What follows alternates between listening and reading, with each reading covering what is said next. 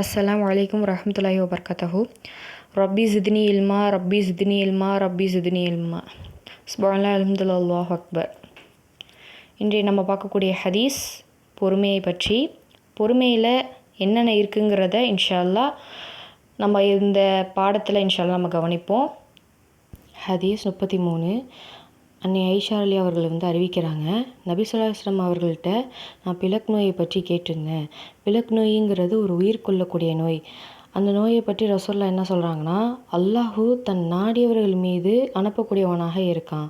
ஒரு அடியானுக்கு அந்த நோய் ஏற்பட்டுருச்சுன்னா அவனுடைய தண்டனை நீக்கிவிடும் என்பதை அவன் அறிந்தவனாகவும் பொறுமையாளர்களாகவும் இருந்தானா அவனுக்கு நான் நற்கூலியை தரேன்னு அல்லாஹ் சொல்கிறான்.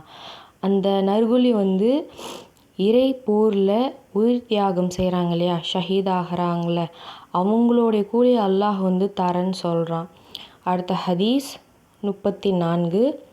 அனாஸ் ரலியல்லாஹு அன்ஹா அவர்கள் அறிவிக்கிறாங்க, நபி ஸல்லல்லாஹு அலைஹி வஸல்லம் அவர்கள் சொன்ன ஒரு விஷயத்த நான் கேட்டிருக்கேன். அல்லாஹ் கூறுறான், என் அடியான் அவன் விரும்பக்கூடிய இரண்டையுமே நான் பறித்து சோதிப்பேன். அவன் அது பொறுமையாக இருந்தானா அவனுக்கு நான் சொர்க்கத்தை கொடுக்குறேன்னு சொல்கிறான். அந்த இரண்டுமே அவன் விரும்பக்கூடிய விஷயம் என்னன்னு கேட்டிங்கன்னா அவனுடைய 2 கண்களாக இருக்குது. அடுத்த ஹதீஸ் 35. அதா இப்னு அஃபீர் பஹர் அலி அவங்க அறிவிக்கிறாங்க, அப்பாஸ் அலி கிட்ட நபி ஸல்லல்லாஹு அலைஹி வஸல்லம் என்ன சொல்கிறாங்கன்னா, சுவர்ணத்தின் பெண்மணி உங்களுக்கு நான் காட்டட்டுமான்னு சொல்கிறான். அப்போ அப்பாஸ் அலி அவர்கள் சரின்னு சொல்கிறாங்க. உடனே இப்னு அப்பாஸ் அலி அவர்கள் அவர்கள்ட்ட சொல்கிறாங்க, இதோ இந்த கருப்பு நிறம் பெண்மணி தான் என்று நபி ஸல்லல்லாஹு அலைஹி வஸல்லம் சொல்கிறாங்க. அப்போது ஒரு நாள் நபி ஸல்லல்லாஹு அலைஹி வஸல்லம் அவர்கள்ட்ட அந்த பெண்மணி தனக்கு வலிப்பு நோயை பற்றி சொல்கிறாங்க.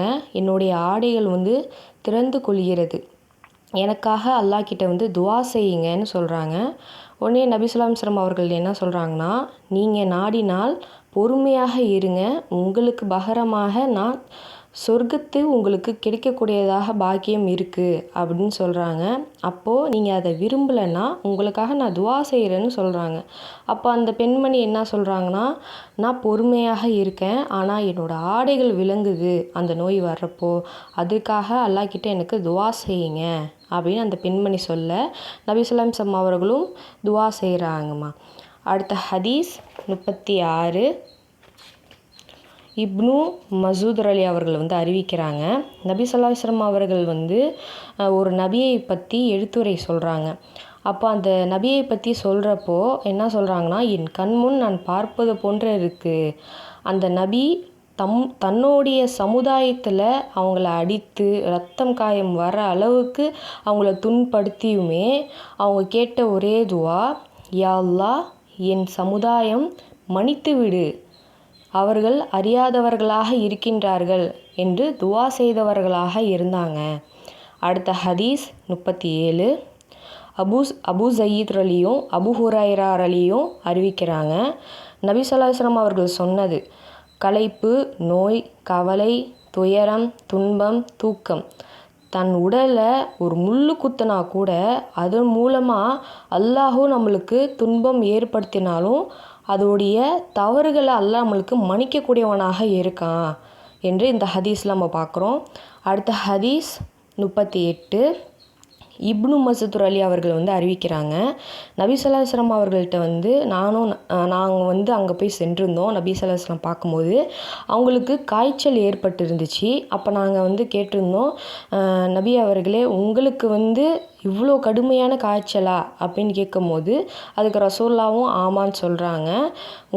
உங்களில் இருக்கக்கூடிய 2 நபர்களுக்கு ஏற்படும் காய்ச்சல் எனக்கு ஏற்பட்டிருக்கு அப்படின்னு நபி ஸல்லல்லாஹு அலைஹி வஸல்லம் சொல்கிறாங்க. இதற்கு பகரமாக உங்களுக்கு 2 மடங்கு கூலி இருக்குதா அப்படின்னு அவங்க கேட்கும்போது ரசூலுல்லாஹ் ஆமான்னு சொல்கிறாங்க. ஒரு முஸ்லீமுக்கு ஒரு முள்ளு குத்துனா கூட அல்லாஹ் என்ன பண்ணுறான், நம்மளுடைய பாவங்களை அல்லாஹ் என்ன பண்ணுறான்னா மன்னிக்கக்கூடியவனாக இருக்கான். அது மட்டும் இல்லாமல் மரம் இருக்கு இல்லையா, மரத்தில் இருக்கக்கூடிய அந்த கிளைகள் எப்படி உதிர்த்து கீழே விழுகுதோ அது போல் நம்மளோட பாவங்களையுமே உதிர்த்து கீழே விழக்கூடியதாக இருக்குது அப்படின்னு நபி ஸல்லல்லாஹு அலைஹி வஸல்லம் அவர்கள் சொல்கிறாங்க. அடுத்த ஹதீஸ் 39. நபி ஸல்லல்லாஹு அலைஹி வஸல்லம் அவர்கள் என்ன சொல்கிறாங்கன்னா, யாருக்கு அல்லாஹ் நன்மை நாடுகிறானோ அவர்களுக்கு துன்பத்தையுமே அல்லாஹ் தருகிறான் என்று இந்த ஹதீஸில் பார்க்குறோம். அடுத்த ஹதீஸ் 40.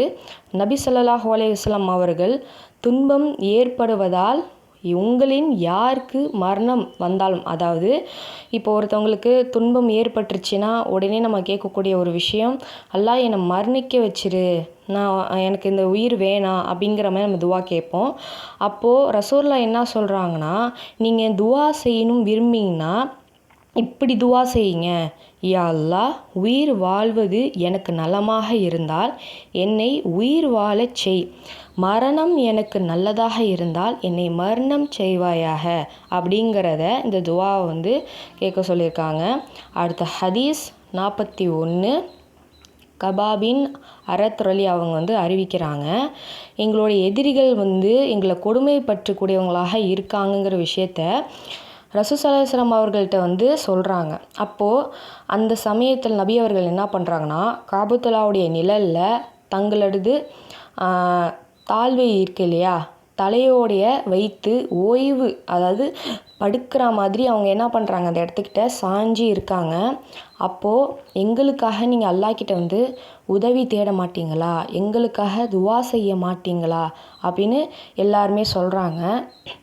அதற்கு நபி ஸல்லல்லாஹு அலைஹி வஸல்லம் அவர்கள் என்ன சொல்கிறாங்கன்னா, இதற்கு முன்னால் ஒரு சமுதாயம் இருந்துச்சு, அந்த சமுதாயமும் இப்படி தான் இருந்தாங்க, அவங்க ஈமான் கொள்ளாதவர்களாக இருந்தாங்க, அவர்களுடைய பிடியுமே அல்லாஹ் பிடிக்கக்கூடியவனாகவும் இருந்தான், பூமியில் இருக்கக்கூடிய எல்லா விஷயத்தையுமே அவங்கள பிடிக்கப்பட்டுச்சு. ரம்பம் கொண்ட வரக்கூடிய அவர்களோட தலையை அறுத்து 2 துண்டாக அல்லாஹ் என்ன பண்ணுறான், பிளக்கக்கூடவனாக இருக்கான். இரும்பு இருக்கு இல்லையா, இரும்பில் இருக்கக்கூடிய சீப்புகளுமே அவர்களுடைய உடல் சதையை பிளக்கப்பட்டவர்களாகவும் எலும்புகள் செல்லக்கூடிய அளவுக்கு விடப்பட்டதாக இருக்குதுன்னு சொல்கிறாங்க. இப்படியெல்லாம் செய்வது அவரது மார்க்கத்தை விட்டு திருப்பி விடாது என்று நபி ஸல்லல்லாஹு அலைஹி வஸல்லம் அவர்கள் இந்த ஹதீஸில் சொல்கிறாங்க.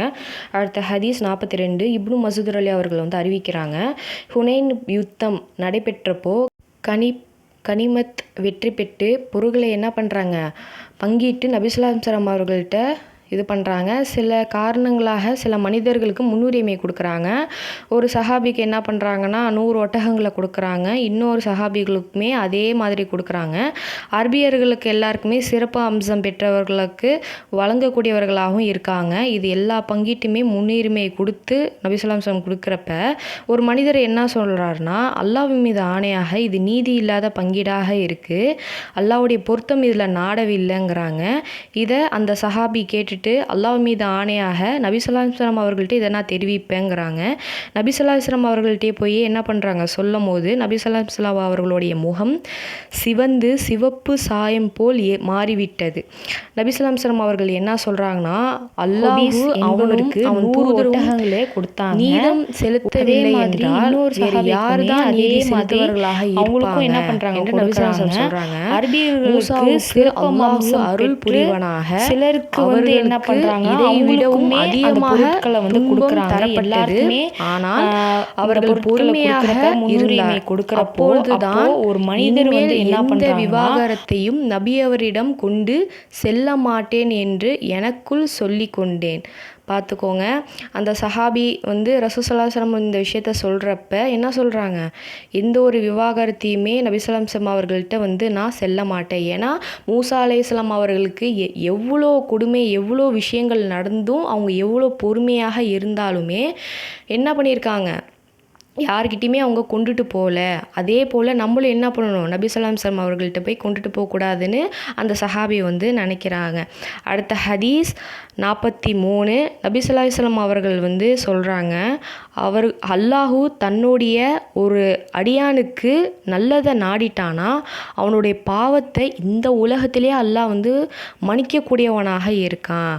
இதுவே அல்லாஹ் நாடாமல் இருக்கிறாங்க இல்லையா, தீங்கு செய்யக்கூடியவர்களாக இருக்காங்க இல்லையா, அவங்களுடைய பாவத்தை அல்லாஹ் என்ன சொல்கிறான்னா, இந்த உலகத்தில் மட்டும் இல்லாமல் மறுமை நாள் முழுவதும் இது நான் தண்டனை கொடுக்கக்கூடியவர்களாக நான் இருப்பேன் என்று அல்லாஹ் சொல்கிறான். நபி ஸல்லல்லாஹு அலைஹி வஸல்லம் அவர்கள் சொல்கிறாங்க, மகத்தான நற்குலியை அல்லாஹ் என்ன பண்ணுறான், நம்மளுக்கு கொடுக்குறான்.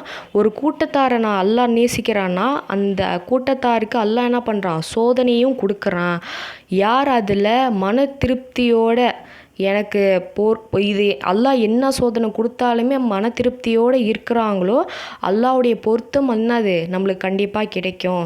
யார் அல்லாஹ்வுடைய திருப்தி கிடைக்காம இருக்கிறாங்களோ அவங்களோட அல்லாஹ்வுடைய அதிர் திருப்தி கிடைக்காது என்று இந்த ஹதீஸில் நம்ம பார்க்குறோம்.